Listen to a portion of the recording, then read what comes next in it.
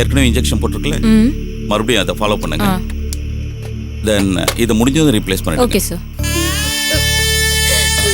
துர்கா, அழாதம்மா, சீக்கிரமே சரியாயிரும்.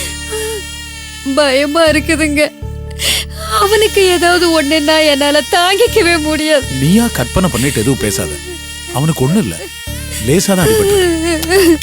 எனக்கு பதறுதுங்க.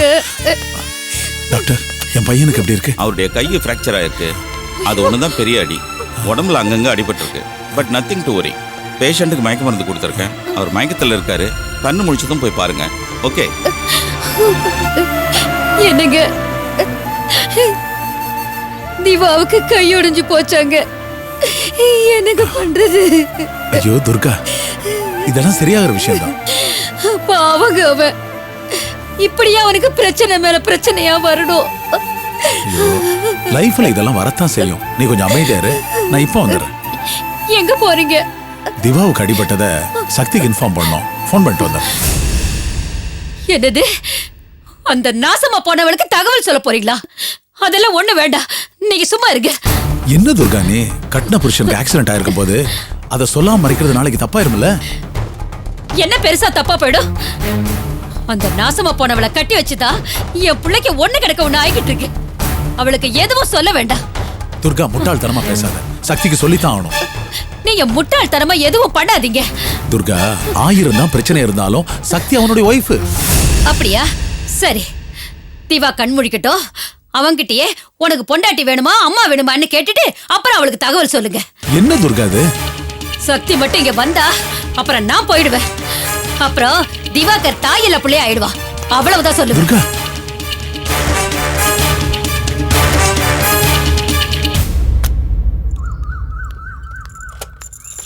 மா, மேகலாம்மா. கணக்கு பிள்ளை, எப்படி இருக்கீங்க? நல்லா இருக்கம்மா. என்ன இந்த பக்கம்? மா, தங்கச்சி வீட்டு வரைக்கும் போயிட்டு வரம்மா. அவசர ஜோலி, அதை முடிச்சுக்கிட்டு வரம்மா. அப்படியா? அம்மா, லக்ஷ்மி அம்மாவுக்கு ஒரு வீடு பார்த்து கொடுத்தனே, அது ஓகே தானம்மா? ரொம்ப நல்ல வீடு. இன்னைக்கு தான் குடி போனாங்க. ஆமா, நீங்க அங்க வருவீங்கன்னு எதிர்பார்த்தனே, ஏன் வரல? அதான் சொன்னேனம்மா, தங்கச்சி வீடு வரைக்கும் போயிட்டு வரேன்னு. அதனால தான் வர முடியல. அத்தை மாமாவுக்கு உங்க வீட்டு பக்கத்துல ஒரு வீடு அமைஞ்சது ரொம்ப நல்லதா போச்சு. அவங்க சென்னைக்கு புதுசு. ஏதாவது தேவைப்பட்டுச்சுன்னா உங்ககிட்ட கேட்டுக்கலாம்ல. நீங்களும் அடிக்கடி போய் அவங்களை பாருங்க. அம்மா, அது நீங்க சொல்லணுமா? நான் பாத்துக்கிறேம்மா. அம்மா, உங்ககிட்ட ஒரு விஷயம் சொல்லணுமா? தாராளமா சொல்லுங்க. கீதாவுக்கு கல்யாணம் முடிக்கிற வயசாயிடுச்சு. எனக்கு இருக்கிறது ஒரே பொண்ணு. அவளுக்கு கல்யாணத்தை பண்ணி பார்க்கணும்னு தான் எனக்கு தோணும். கண்டிப்பா, இது உங்க நியாயமான ஆசை, உங்க கடமையும் கூட. அம்மா, நானும் ஒரு 5-6 மாப்பிள்ளை பார்த்துட்டேம்மா. கீதா கிட்ட போட்டோ கொடுத்தேன். அவ ஏதாவது ஒரு காரணத்தை சொல்லி எல்லாத்தையும் தட்டி கழிக்கிறாம்மா. அவ மனசுல ஏதாவது வச்சுக்கிட்டு இப்படி பண்றாளோன்னு எனக்கு தெரியலம்மா. பொம்பளை புள்ள, நானும் ஒரு அளவுக்கு மேல அவளை வற்புறுத்தி கேட்க முடியலம்மா. உங்க மேல அவளுக்கு ரொம்ப மரியாதைம்மா. எப்ப பாரு மேகலாக்கா மேகலாக்கான்னே சொல்லிட்டு தெரிவா. நீங்க தாம்மா அவகிட்ட பேசணும். கீதாவோட அம்மா இருந்திருந்தா எனக்கு இவ்வளவு கஷ்டம் இல்லைம்மா. ஒரு மக மனசு என்னன்னு அம்மாவுக்கு புரிஞ்சிருக்கும். என்னால தான் எதையும் புரிஞ்சிக்க முடியல. சீக்கிரம் அவளுக்கு ஒரு கல்யாணத்தை பண்ணி பார்த்தாதான் என்னால நிம்மதியா தூங்க முடியும். கண்டிப்பா நான் அவகிட்ட பேசுறேன் கணக்கு புள்ள. அம்மா, அவ சின்ன புள்ளம்மா. மனசுல ஏதாவது ஆசையை வச்சுக்கிட்டு வரணும்லாம் தட்டி கழிக்கிறாளோன்னு எனக்கு தோணுதுமா. அப்படி ஏதாச்சும் இருந்தா நீங்க தாம்மா அவளுக்கு புத்தி சொல்லணும். சேச்சே, நீங்க ஏன் அப்படிலாம் நினைக்கிறீங்க? கீதா அப்படிப்பட்ட பொண்ணெல்லாம் இல்ல. ஒருவேளை அவளுக்கு உண்மையிலேயே மாப்பிள்ளைய பிடிக்காம இருந்திருக்கலாம். இல்ல கல்யாணம் பண்ணிக்கிட்டு உங்களை தனியா விட்டுட்டு போகணுமேன்னு அவ தயங்கிருக்கலாம். இல்லம்மா, என் தகுதிக்கு ஏத்த மாதிரி வீட்டோட மாப்பிள்ளையாத்தாம ஒருத்தனை பார்த்தேன். அவனையும் வேண்டான்னு தட்டி கழிச்சிட்டாமா. இந்த காலத்து பிள்ளைங்களை பத்தி எதையும் கணிக்க முடியலம்மா. நீங்க தாம்மா அவகிட்ட பேசணும். அவ மனசுல ஏதாவது குழப்பமோ சஞ்சலமோ இருந்தா நம்ம வீட்டு நிலைமை எடுத்து சொல்லி நீங்க தாம்மா அவளுக்கு புரிய வைக்கணும். நான் கண்டிப்பா கீதா கிட்ட பேசுறேன் கணக்கு பிள்ளை. சீக்கிரமாவே அவளுக்கு நல்லபடியா கல்யாணம் நடக்கும். நீங்க கவலைப்படாதீங்க. ரொம்ப நன்றிம்மா, நான் வரேன். சரி அம்மா, பார்த்து போங்க.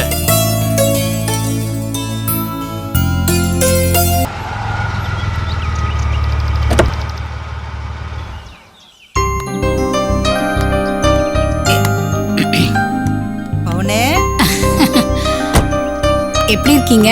நல்லா இருக்கேன். கவிதா, கவிதா, அம்மா வந்திருக்காங்க பாரு. அம்மா எப்படி இருக்கம்மா? நல்லா அப்பா இருக்கேன். ஏன் வரல? அப்பா வரதாதான் இருந்தாரு. அவருக்கு ஏதோ வேலை இருக்குன்னு கடைசி நிமிஷத்துல வரல. ஓ, பாப்பா ஒண்ணு உட்காருமா. அப்பா என்ன சாப்பிடுற? குடிக்க தண்ணி கொடு. போய் எடுத்துட்டு வாமா. வீடு சௌரியமா இருக்காமா? ம், ரொம்ப நல்லா இருக்கு. அவ எப்படி இருக்கா? ஒழுங்கா இருக்காளா இல்ல சண்டை போடுறாளா? ஐயே, கவிதாவும் நானும் ரொம்ப ஜாலியா இருக்கிறோம். காலையில எழுந்திரிச்சதும் 2 பேரும் சேர்ந்து வேலை பார்ப்போம். அதுக்கப்புறம் கவிதா காலேஜுக்கு போயிடும். நான் ரெஸ்ட் எடுத்துப்பேன், டிவி பார்ப்பேன். ஈவினிங் கவிதா காலேஜ்ல இருந்து வந்ததும் டீ போட்டு குடிச்சிட்டு ஜாலியா ஒரு வாக்கிங் போவோம். வீட்டுக்கு திரும்பி வரும்போது காய்கறி எல்லாம் வாங்கிட்டு வந்துருவோம். முடிஞ்சா நைட்டுக்கு டிஃபன் பண்ணி சாப்பிடுவோம். அப்படியே தூங்குற வரைக்கும் அரட்டை தானே பாத்துக்கியேன். பரவாயில்லையே, ரொம்ப ஜாலியா லைஃப் லீட் பண்றீங்கன்னு நினைக்கிறேன். ஆமா, சந்தோஷமா இருக்கீங்கல்ல? அட, அந்த அளவுக்கு எங்க 2 பேருக்குள்ள அண்டர்ஸ்டாண்டிங் இருக்குன்னா பாத்துக்கியேன். சரி, பைக்குள்ள என்னம்மா? முறுக்கு அதிர்சம் எல்லாம் செஞ்சு எடுத்துட்டு வந்திருக்கேன். இந்தா சாப்பிடு. நீங்களும் எடுத்துக்கோங்க. இப்ப வேண்டாம், நான் அப்புறம் சாப்பிடுறேன். வெகு பண்ணாதடி. என்ன விஷயம்? அப்பா இல்லாம நீ மட்டும் தனியா வந்திருக்க? அதான் சொன்னேன்ல, அவரும் வர வேண்டியது வேலை இருந்ததுனால வர முடியல. சரி, நல்ல விஷயம், நீ போய் பேசிட்டு வந்துடுன்னு சொன்னாரு. அதான் நான் மட்டும் புறப்பட்டு வந்தேன்.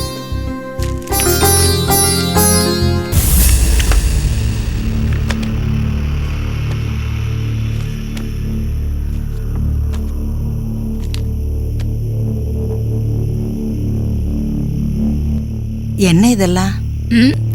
இதெல்லாம் நம்ம கவிதாவுக்கு வந்த வரனுங்க.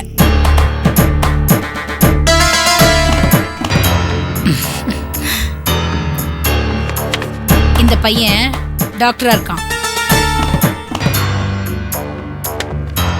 இந்த பையன் சாஃப்ட்வேர் இன்ஜினியரா இருக்கான். இந்த பையன் சிவில் இன்ஜினியர்.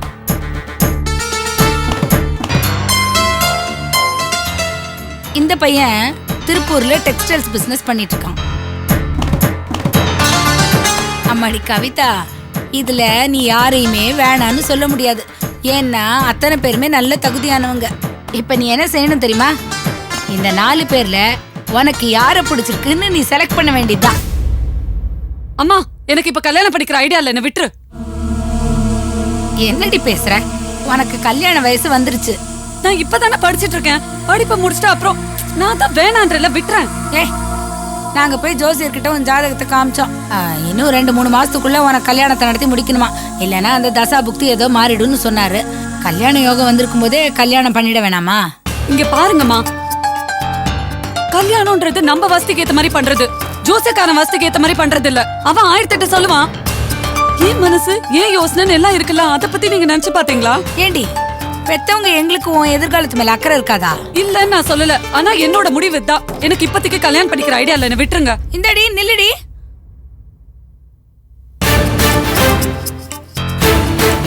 பாத்தீங்களா அவள? பெத்தவங்க நல்லதுக்காக தான் சொல்றாங்கன்றத புரிஞ்சுக்காம மூஞ்சியை திருப்பிட்டு போற. இந்த வயசுல கல்யாணம் பண்ணிக்காம 60 வயசுல கல்யாணம் பண்ணிப்பாங்க. இவன் நான் சொன்னாலாம் புரிஞ்சுக்க மாட்டா. இவ அப்பா வந்து இவள ஒரு அறை விட்டு சொன்னாதான் புரிஞ்சுப்பா. ஐயே, என்ன இது பவுனு? சின்ன குழந்தை மாதிரி கொஞ்சம் பொறுமையாரு. அவன் மனசுல என்ன இருக்குன்னு நான் கேட்டு சொல்றேன். இத பாரு, இந்த காலத்து பிள்ளைங்க நம்மள மாதிரி கிடையாது. பெத்தவங்க பேச்சு கேட்டு நடக்கிறதுக்கு அதுங்களே சுயமா யோசிக்க ஆரம்பிச்சிருச்சுங்க. அவளே சுயமா யோசிக்கிறாளா? யோசிப்பா. ஏதாவது லவ் குவுன்னு வேற ஜாதி பையனை கையை காமிச்சா அப்புறம் நான் மனுஷியாவே இருக்க மாட்டேன். படிக்கிற திமிரில இவ ஏதாவது கூத்து பண்ணினா நாங்க தாங்கிக்க மாட்டோம். அவகிட்ட சொல்லுவீங்க. நான் போயிட்டு வரேன். இரு, என்ன பவுனு இப்படி தாம் தூம்னா வேலைக்கே ஆவாது. நீ கொஞ்சம் பொறுமையா, அவன் என்ன நினைச்சிட்டு இருக்கான்னு கேட்டு சொல்றேன். அதுக்குள்ள நீ இப்படி கோவப்பட்டா எப்படி? கவிதா யாரு? உன் பொண்ணு. அவ அப்படியெல்லாம் நடக்க மாட்டா. ஏதோ சின்ன பொண்ணு, அவ ஏதோ சொல்லிட்டான்னு உடனே ஊர் கிளம்பிடுவியா? வந்தது வராதுமா? கவிதாவை நான் உங்களை நம்பிதான் விட்டுருக்கேன். என்ன நம்பிட்டல்ல, நான் பாத்துக்கிறேன். நீ கவலைப்படாம இரு. வா, உனக்கு பிடிச்ச மாதிரி சமையல் பண்ணி போடுறேன். இருந்து சாப்பிட்டுட்டு போலாம். வா.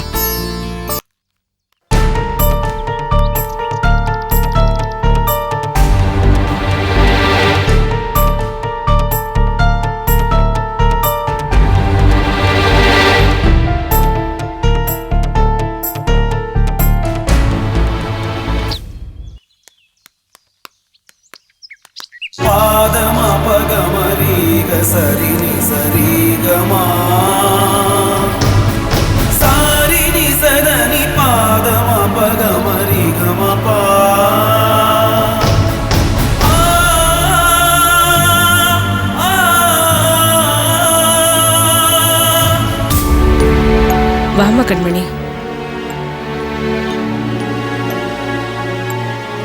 நல்லா இருக்கியா?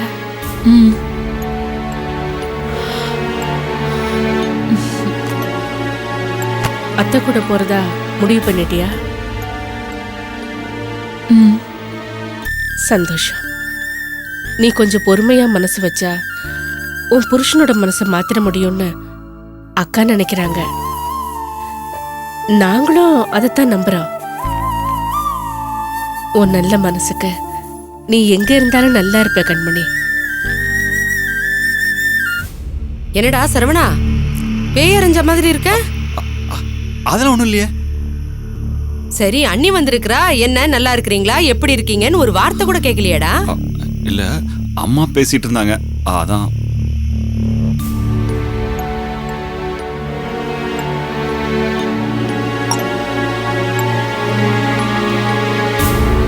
அமுதா, சரவணனுக்கு இன்னும் கூச்ச சுபாவம் போல போல இருக்கு.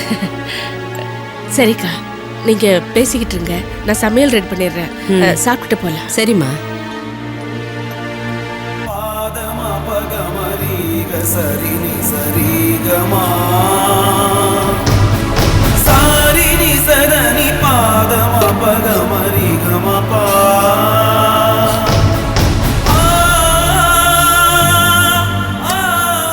சரவணா, என்னம்மா?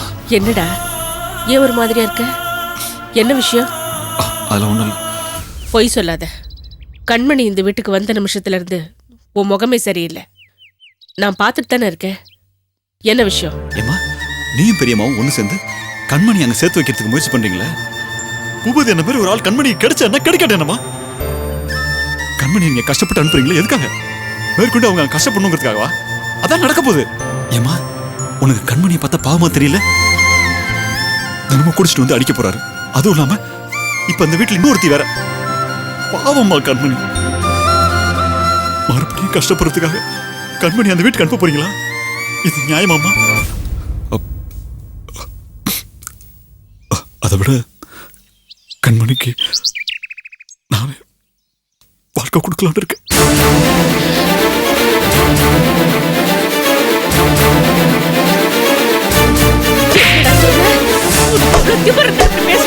என்ன தைரியம் உனக்கு? ஏன் பேசுற? எவ்வளவு கொழுப்பு உனக்கு? ஐயோ ராஸ்கல், உன் மனசுல என்னடா நினைச்சிட்டு இருக்க? இத்தனை நாளா கண்மணி பூபதி கூட வாழாம இருக்கிறது நினைச்சு உள்ளுக்குள்ள சந்தோஷப்பட்டு இருந்தியா? அப்படிலாம் இல்லம்மா, அப்படிலாம் இல்ல. அவளை பார்த்தா பாவமா இல்லையம்மா.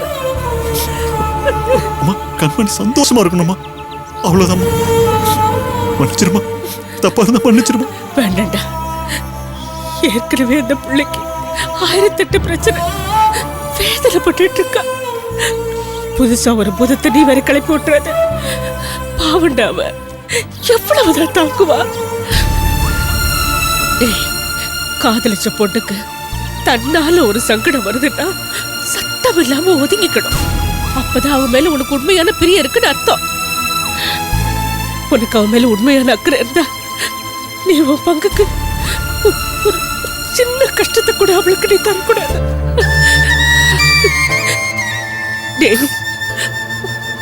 உன்னை பெத்த விடாத, உன்னை கெஞ்சி கேட்டுக்கிறேன். உன் உணர்வுகளை மனசுக்குள்ளேயே போட்டு புதைச்சுக்க.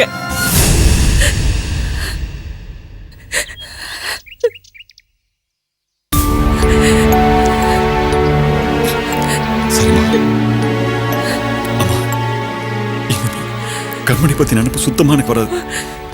இப்ப வந்து எல்லாம் கூட அவங்கள பத்தி அனுதாபம் தான், ஆசை இல்ல. அந்த அனுதாபம் கூட இனிமே வராது. போதுமா?